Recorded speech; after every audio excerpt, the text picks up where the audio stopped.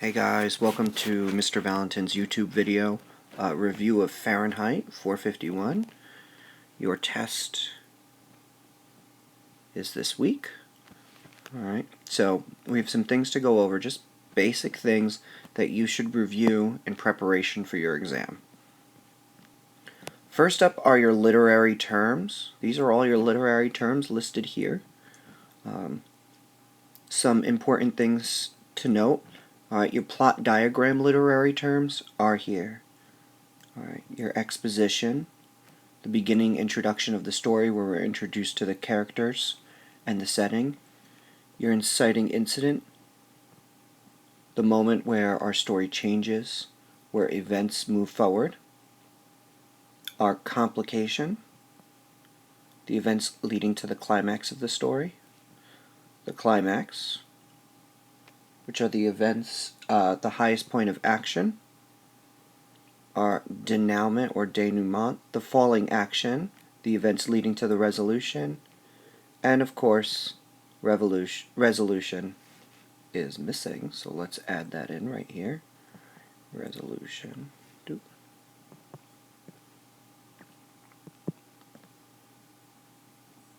Done. Alright, we'll add in resolution because I forgot that. Alright, resolution is the end of the story where the story concludes. Your other literary terms you need to know, these are all on the website, by the way, in a one easy to understand handout. Right. Alliteration, repetition of initial consonant sounds. Allusion, a reference to a literary or historical figure. Antithesis, a juxtaposition of thoughts. A good example of this is, he is working hard, or is he hardly working? If you've ever seen the movie Mean Girls, they give a great example of, I don't hate you because you're fat because I hate you. Alright, so you get this juxtaposition between two ideas. Assonance, repetition of vowel sounds in generally unrhymed words. Conceit, comparison that is abstract in thought. Dramatic irony, when the audience knows more than the characters within the story. Kennings, a two-word poetic renaming of someone or something. Metaphor, a comparison that does not use like or as. Onomatopoeia, and make sure you know how to spell that as well. Onomatopoeia, words that sound the way they're spelled. Buzz, hiss, anything of that nature. Personification, giving lifelike qualities to non-living or non-human things. A simile, using a comparison of that uses like or as. Situational irony, when you expect one thing and the opposite occurs. Symbolism, we'll come back to symbolism in a moment. I want to give you a more formal definition of symbolism, and just to go over a couple things with that. Synesthesia, the confusion of senses. And verbal irony, when a character says one thing but actually means the opposite. Alright. Going back to symbolism, symbolism is throughout the book. It's one of the more basic literary terms. That being said, it's relevant throughout the entire story. It's in the fire, it's in the books, it's in what people wear, it's in what people say, it's represented by the hound, it's everything in the story, truthfully. So symbolism is the practice of representing things by symbols, or of investing things with a symbolic meaning or character. A symbol is an object, action, or idea that represents something other than itself. It's often of a more abstract nature. Alright, so keep that in mind as we go along. Other literary terms that might pose some difficulty. Alright, remember, synesthesia is simply the confusion of senses. Simile and conceit are very similar. Alright, the connection between these is strong, but remember, the conceit is abstract. All right, and that should be noted. All right, that it's abstract. It's not this obvious, flat, two-dimensional kind of comparison. All right, if one says the coffee was hot like a fire, that's obvious because coffee and hot makes sense in a comparison to a fire. But if I said the coffee was hot like Antarctica's chillest February morning, alright, that's a strange comparison. It doesn't even necessarily make 100% sense. Alright, in that case it would be a conceit. Alright, so hopefully that's a little clearer. Everything else is pretty obvious, so I think you'll be okay.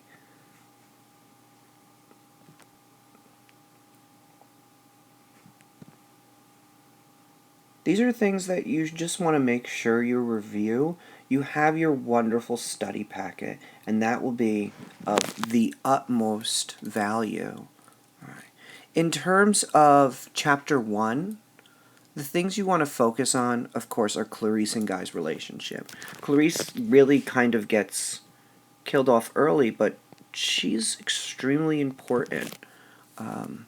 Things you want to consider. Why does Clarice put pressure on Guy as a fireman? She seems very interested in him. She seems to make him think about the world, about nature. So certainly you want to look into those kind of things. Also, what makes Guy call Clarice peculiar? This whole thing that kind of surrounds them. Notice how Guy develops into a more fully realized individual, such as him tasting the rain or the leaves smelling like cinnamon. He kind of falls for Clarice's beautiful ideas of the world. All right, so keep that in mind. You should know the rules of the fireman. Remember the order of the 5 rules of the fireman. It's answer the alarm swiftly, start the fire swiftly, burn everything, report back to the firehouse immediately, and stand alert for other alarms. So certainly know that. And know Guy's relationship with Mildred. Alright, those are the things in part 1. In terms of Mildred, know what kind of character she is. Know how Guy treats her. Whether Guy is completely innocent in terms of understanding and acknowledging her, or whether Mildred is deserving of the abuse that she gets. Know that the abuse occurs. Know what Mildred is obsessed with, that being, of course, the relatives. In terms of part 2 and 3 that you should make note of, note Montag and Beatty's relationship when Montag gets sick. That's going to be of pretty important value. Know Faber, how Montag meets him, why Montag talks to him, the books that they speak about, that will also be of value. Know about how Montag reads the book to the women with the poem, The Sea of Faith. Alright, know, you don't need to know the poem, but you should know that this occurred, what their reaction is, and know about the women and how they feel about their husbands and how they feel about their children. That'll also be of value. And of course, the ending of the book with going to the river. The next part I wanted to go over with was practicing literary terms. This is generally the most difficult part of the exam because you're applying your knowledge of these complicated terms to the book. And it is quite an effort. So I just listed these 3 examples here, and on the next slide there's 3 more examples. So we should go through them together. And of course, there'll be multiple answers, but on your test, I'll be much more specific. It is a multiple choice section, so you do get 5 choices. So it'll be narrowed down a bit. So here you're just going to try your best. So, the first one. Below the orange dragon coughed to life. Right? Taking a look at the orange dragon is your big hint. I mean, of course you want to look for alliteration, which there's none, and assonance, which there's not really there. Alright, so the orange dragon is what sticks out to us. And of course, we know this to be Kennings. Right, a 2-word poetic renaming of someone or something. The next example. And his sweat tasted of anger. You want to think about the meaning of the sentence. It's peculiar. Alright, sweat doesn't really taste of anger. It doesn't really make sense. The senses seem to be confused. So of course, we would know this to be synesthesia.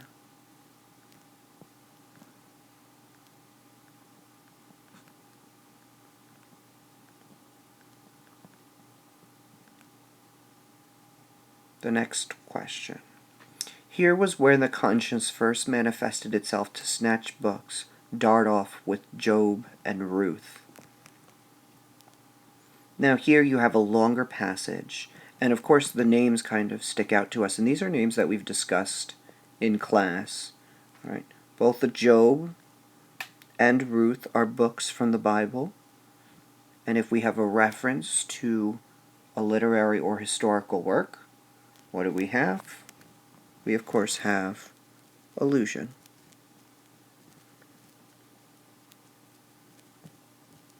If you know your literary terms, these parts are quite simple actually. Alright, but you have to have a familiar working of the literary term and how they work. And here's 4 more examples. Alright, everything bang.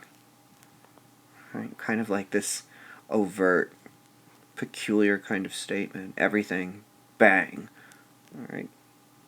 Now, of course, the bang is what sticks out here, and of course, we realize this to be onomatopoeia.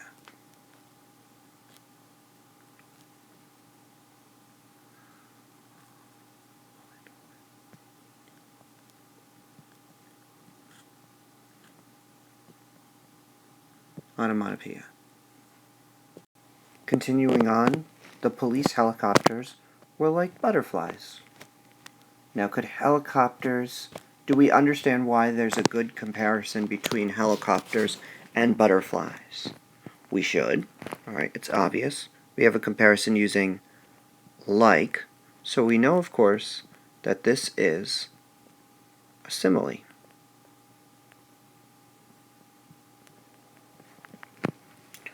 Her dress was white and it whispered. Now here there's a lot of literary terms functioning. So there's a couple things that we want to note. And of course I will make the examples, the options I give you, so that there's only one choice. Alright, but let's decipher the sentence because it's a more complicated one. Alright. We notice right away some sound devices. Use a better color than yellow. Was white whispered. Repetition of initial consonant sounds. Alliteration.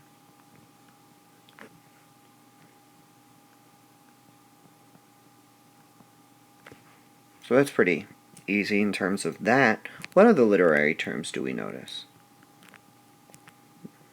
Notice, alright, that her dress, what is it doing? It whispered. Now that's kind of a peculiar statement. So we have dress, whispering. Giving lifelike qualities to non-living things is personification.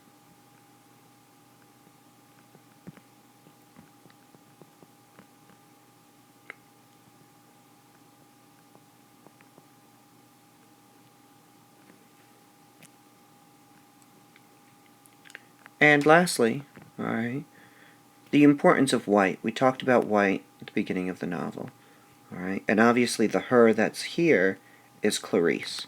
Alright? And we know that she kind of represents innocence and whatnot. So what we have working here, of course, is symbolism.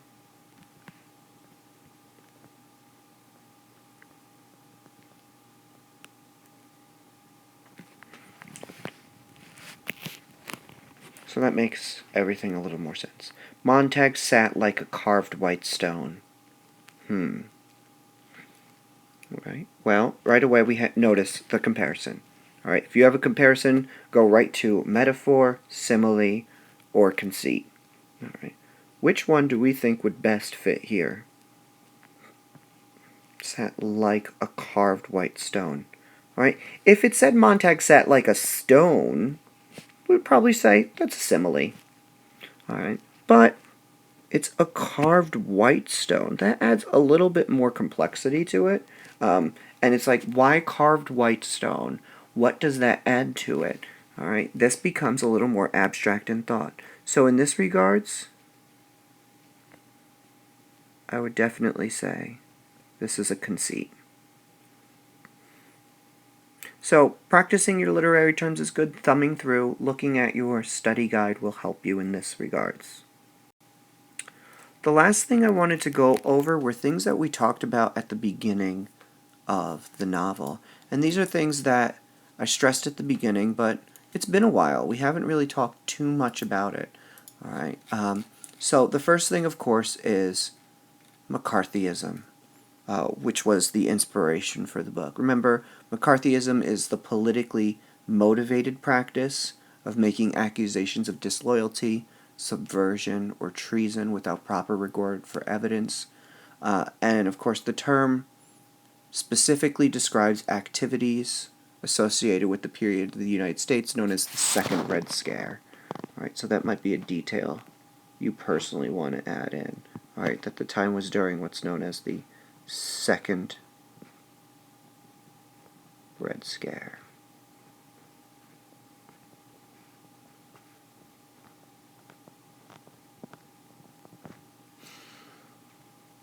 It lasted roughly from the 1940s to the 1950s. Right. And if you have Mr. Green, I'm sure you'll be getting to this. He'll mention it from time to time. And it's characterized by heightened fears of communist influence on American institutions and espionage by Soviet agents. Alright, so it really is kind of focusing on the idea of communism. Alright, and how communism will ruin everything.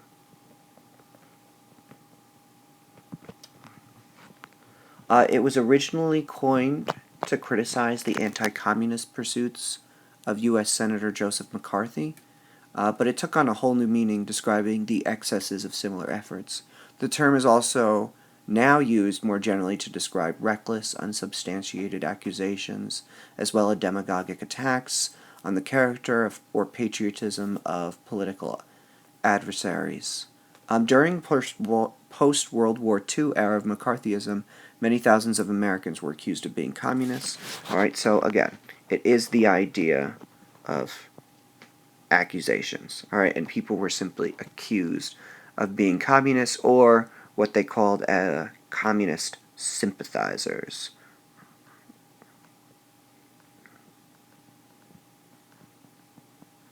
So either accused of being communists or communist sympathizers.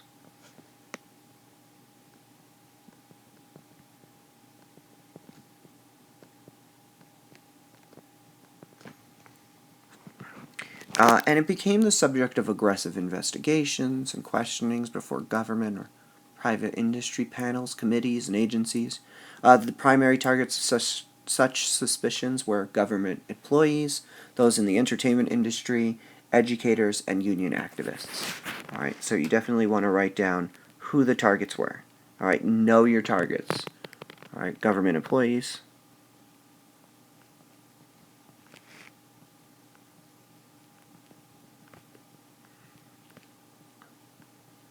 those in the entertainment industry, actors, actresses, all right, directors, filmmakers, even writers, all right, you could definitely add writers to that. That's really important. Educators, teachers, especially those at the university level, and union activists.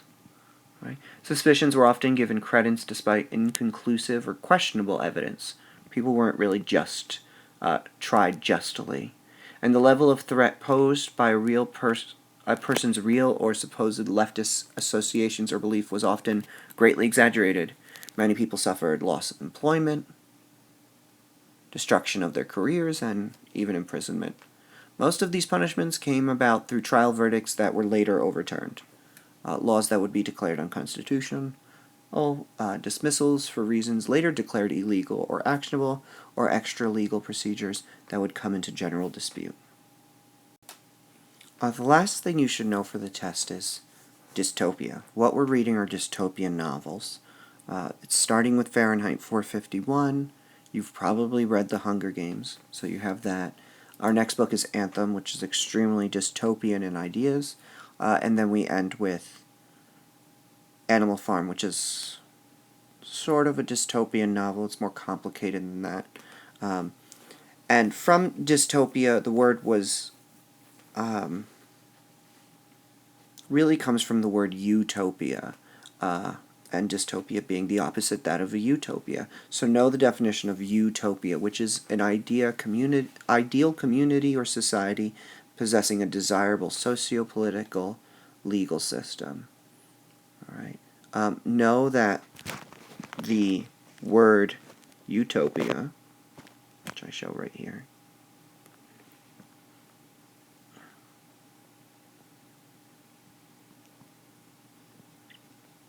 utopia is a pun, which is also a literary term.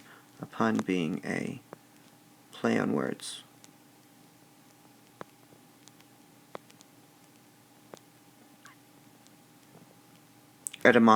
Etymologically, all right, you, the prefix you, means perfect. But if we go back to its original Greek roots, all right, it's actually you, which means no place. All right, no place could be perfect. All right, so that's where that comes from. Dystopia, the actual definition, is the idea of society characterized by negative and anti-utopian elements varying from environmental to political and social issues. All right, the question that you want to frame is Fahrenheit 451 a dystopian novel? Do we have environmental issues? Question 1. All right, is there stuff about the environment? I think we would agree that that is certainly something that's been focused on. All right. Is there political motivations behind this? That we've seen, but maybe to a lesser degree. In our next book, we'll see it more. All right, and of course the last one is social. All right, social issues, and that we've certainly seen between pregnancy and non-pregnancy and other reasons. You may see a question kind of a personal reflection. Why dystopian fiction? All right, and remember, it allows us to reflect. All right, I'll just write this above our little fireman here. All right, so it allows us to